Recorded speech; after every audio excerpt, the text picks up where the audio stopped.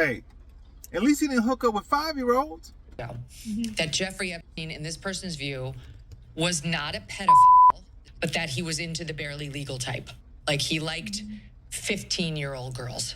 And I realize this is disgusting. I'm definitely not trying to make an excuse for this. I'm Sound just like you giving are. you facts.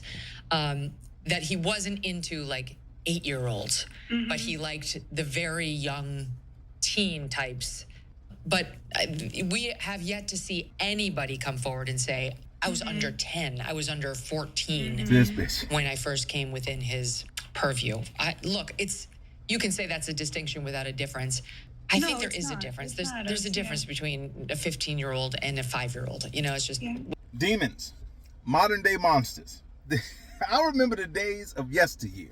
When I say yesteryear, I mean last year, like 11 months ago, where if a president simply sniffed a girl's hair, that was enough for half the country to be up in arms. They wanted Joe Biden impeached, removed, and thrown under the prison.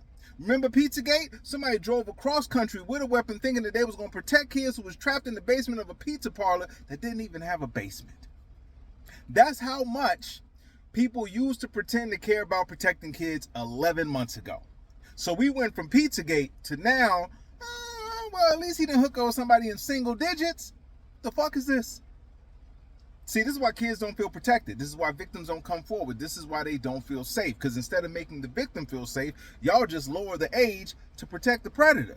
Voltaire said, if you can convince, those who can convince you of absurdities can make you commit atrocities. That's what you're seeing right here. I thought the hard line was, we protect children.